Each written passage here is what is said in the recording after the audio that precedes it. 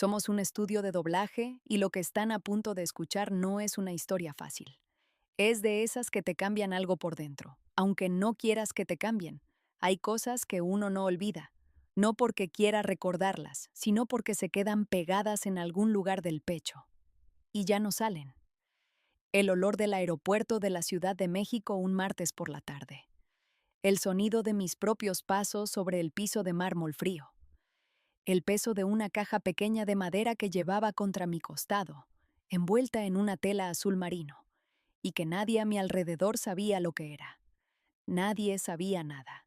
Acababa de enterrar a mi esposo, a Rodrigo, a Rodrigo Villanueva Ríos, que tenía 34 años, que tomaba el café sin azúcar, que me mandaba audios de voz de 4 minutos cuando estaba lejos porque decía que los mensajes escritos no le salían bien, que olía a pino y a algo que nunca supe nombrar. Lo habían enterrado con honores militares. Bandera doblada en triángulo. 21 salvas. Un ataúd que sentí más pesado que todo lo que había cargado en mi vida, aunque yo no lo estaba cargando. Fueron otros los que lo cargaron. Yo solo miraba. Y ahora estaba en el aeropuerto, sola. Bueno, déjame empezar desde donde tiene sentido empezar. Porque si te cuento solo el final, no vas a entender por qué lo que pasó después me partió en dos. Y luego, poco a poco, me fue volviendo a enarmar. Rodrigo y yo nos conocimos cuando yo tenía 22 años. Fue en Guadalajara, en una boda que ninguno de los dos quería asistir. Yo iba de acompañante de mi prima Sofía. Él iba porque el novio era compañero suyo de la academia. Nos pusieron en la misma mesa por accidente, o por lo que sea que organiza esas cosas. Y él no intentó impresionarme. Eso fue lo primero que noté. No me dijo nada gracioso, no ordenó el vino más caro, no se puso a hablar de sí mismo como hacen la mayoría. Solo me preguntó si el pollo estaba tan seco para mí como lo estaba para él, y nos reímos, y así empezó todo. Nos casamos 2 años después, sencillo, familiar, en Oaxaca, donde es mi mamá. Hubo mole, hubo mezcal, hubo música que duró hasta las 3 de la mañana. Rodrigo bailó como si nadie lo estuviera viendo, que era exactamente su problema porque sí lo veíamos todos y bailaba fatal, pero con una alegría tan honesta que nadie se podía reír de él. Luego vinieron los despliegues. El primero duró 8 meses, el segundo, casi un año. El tercero fue el último. No voy a entrar en detalles porque todavía me cuesta. Lo que sí voy a decir es que cuando me llamaron esa mañana de octubre yo estaba lavando los trastes. Tenía las manos mojadas y el teléfono resbaló y casi se cae al fregadero. Hay algo muy raro en recordar esos detalles tan pequeños en el momento más grande de tu vida. Las manos mojadas, el teléfono resbalando, el sol que entraba por la ventana de la cocina como si nada. Fui a buscarlo. Tuve que firmar papeles que no entendía. Pasar por procesos que nadie te prepara para pasar. Cargar con cosas que pesan más de lo que ninguna maleta debería pesar. Y cuando por fin me dijeron que podía volver, que el vuelo estaba listo, que había asiento para mí y para lo que traía de regreso, lo único en lo que pensé fue en llegar a casa. Solo quería llegar a casa. Escribí en el chat familiar antes de subir al avión, sin drama, sin mayúsculas. Sin nada que dijera, miren lo que estoy viviendo, tengan compasión, solo puse. Aterrizo a las 3 de la tarde. ¿Alguien puede pasar por mí? Acabo de enterrar a Rodrigo. El avión despegó. Yo miré por la ventana cómo la ciudad de abajo se volvía chiquita y luego desaparecía entre las nubes, y pensé que así se siente perder a alguien. Que un momento están ahí, grandes y reales y presentes, y luego hay nubes, y luego ya no los ves aunque siguen siendo reales en algún lugar. La respuesta de mi hermano llegó antes de que apagaran la señal de los cinturones. Rodrigo, mi hermano, que se llama igual que mi esposo y eso siempre fue un chiste entre nosotros, me contestó 5 palabras. Andamos ocupados. Agarra un Uber. Lo leí 2 veces. Pensé que lo había leído mal. Lo leí una tercera. No lo había leído mal. 2 minutos después llegó el mensaje de mi mamá. Y eso fue lo que más me dolió. No sé por qué. Quizás porque de mi hermano ya medio me lo esperaba. Pero de ella no. Mi mamá puso: ¿por qué no avisaste con más tiempo? No. ¿Cómo estuvo todo? No. ¿Estás bien, hija? No, te queremos, solo eso. ¿Por qué no avisaste con más tiempo? Me quedé con el teléfono en la mano y el avión ya estaba sobre las nubes y no había nadie que me viera y aún así no lloré. Eso también me extrañó de mí misma, que no lloré. Solo me quedé mirando la pantalla y luego la apagué y puse el teléfono en mi bolsa y saqué los audífonos y puse música que Rodrigo me había mandado en un mensaje de voz hace meses. Había guardado ese audio. Lo tenía guardado, a veces lo escuchaba solo para oír su voz.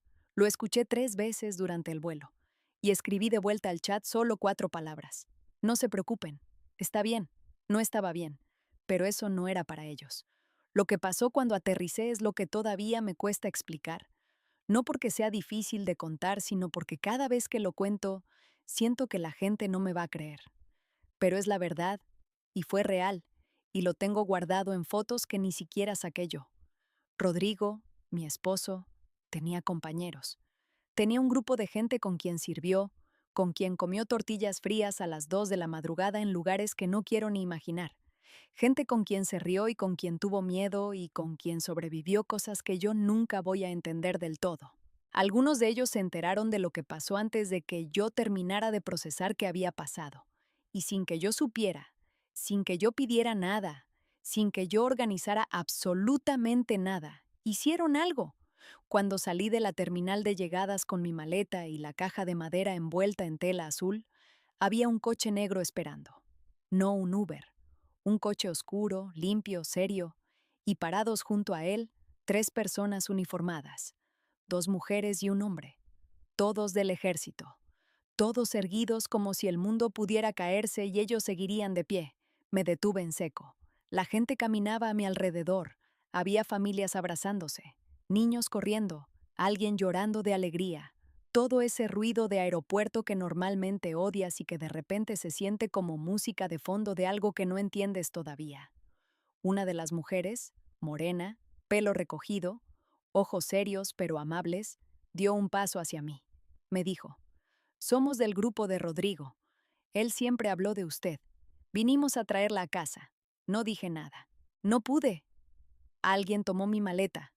Alguien abrió la puerta del coche y yo subí, apretando la caja de madera contra mi pecho, y no dije nada todavía porque no tenía palabras y porque a veces el silencio es la única respuesta honesta que tienes.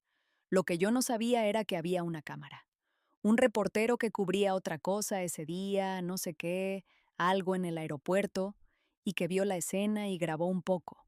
No fue invasivo, fue respetuoso, fue de lejos, pero grabó el momento en que yo me bajé del coche frente al edificio donde me estaban llevando con la caja en brazos, con los 3 militares detrás de mí como si fueran un escudo, y grabó cuando me di vuelta y le entregué algo a uno de ellos.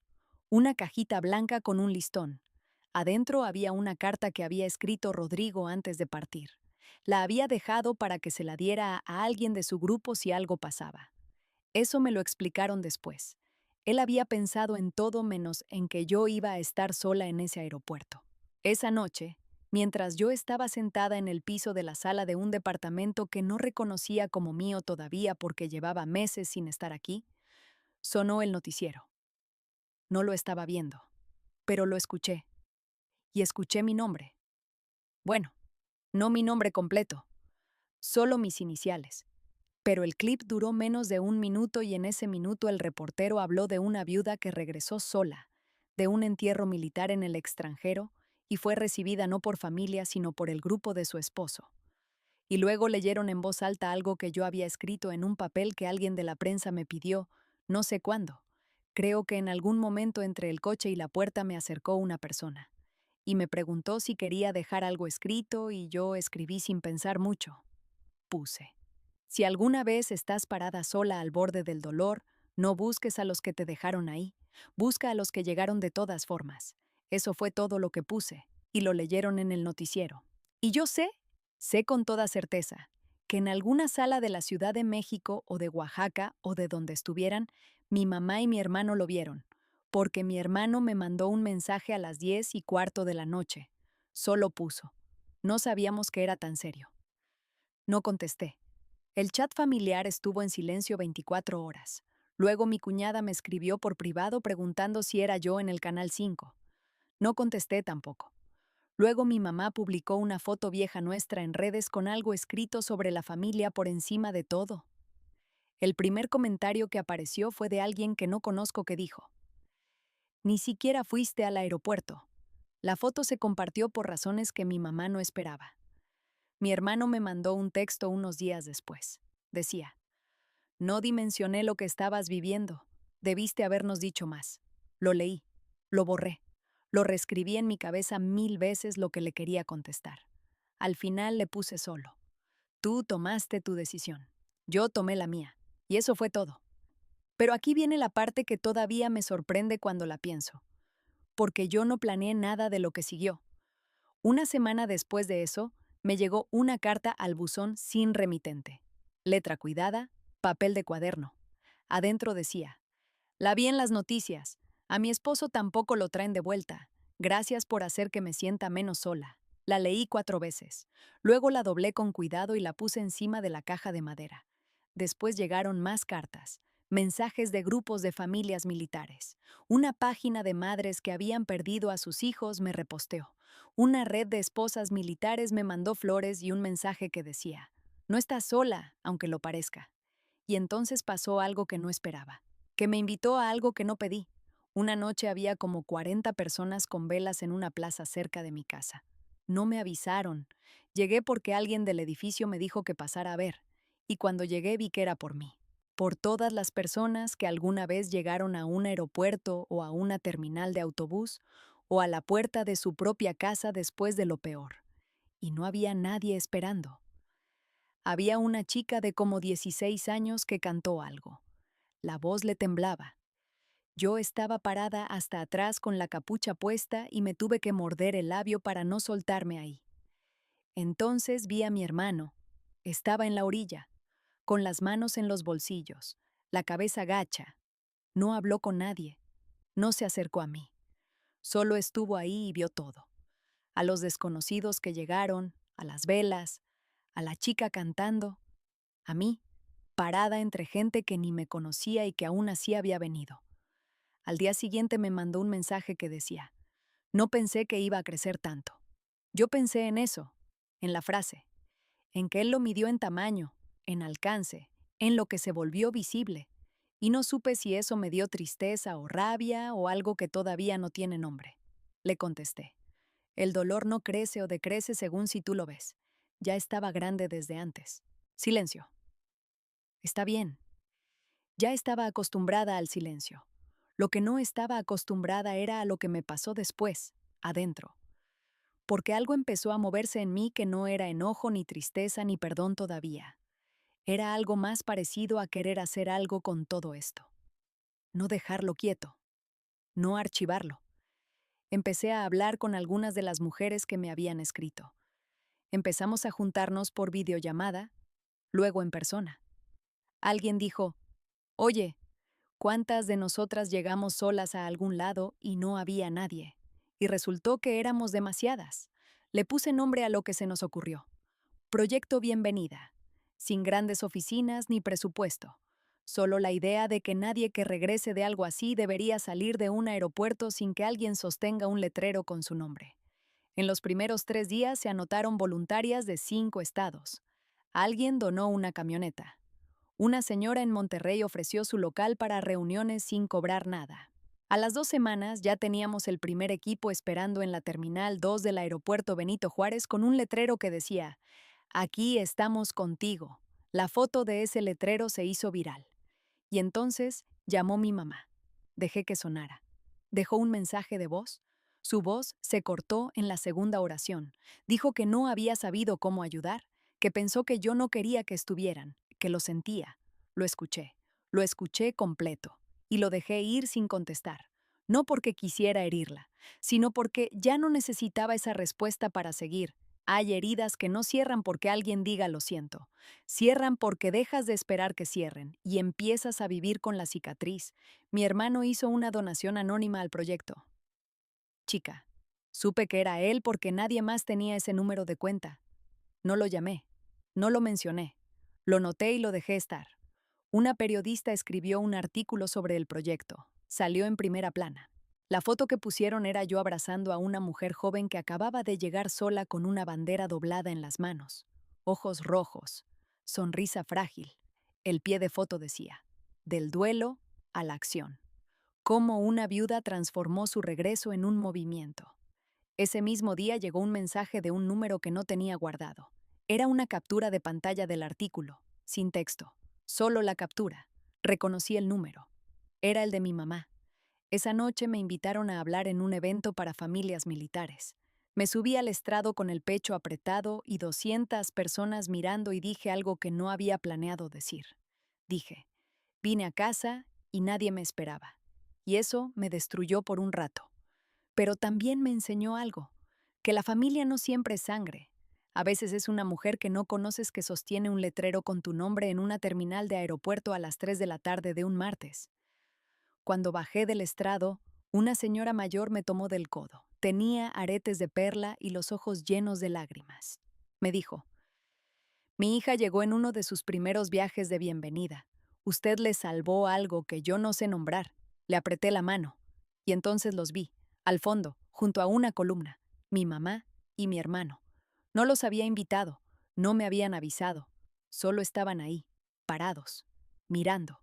Mi mamá con los brazos cruzados sobre el pecho como cuando tiene frío o cuando no sabe dónde poner las manos. Mi hermano con esa forma suya de mirar al piso cuando algo lo pesa. No me acerqué. No hice ningún gesto. Solo los vi un momento y luego me volteé porque había otra persona que quería hablar conmigo y eso era lo que importaba ahora.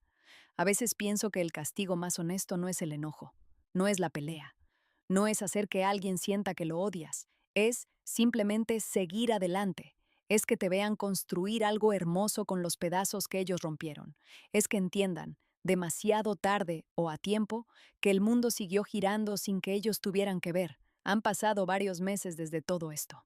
El proyecto sigue. Ya no soy yo sola la que lo mueve. Hay un equipo, hay voluntarias en Guadalajara, en Monterrey, en Tijuana. La semana pasada recibimos una solicitud de alguien que llega desde fuera del país. Un regreso complicado. Sola, sin familia. Y ya hay alguien listo para estar ahí. A Rodrigo le pienso todavía todos los días. Le pongo música en la cocina. Me acuerdo de lo mal que bailaba. Me acuerdo de los audios de 4 minutos. A veces abro uno y lo escucho y no lloro. O a veces sí lloro, pero ya no tengo miedo de las dos opciones.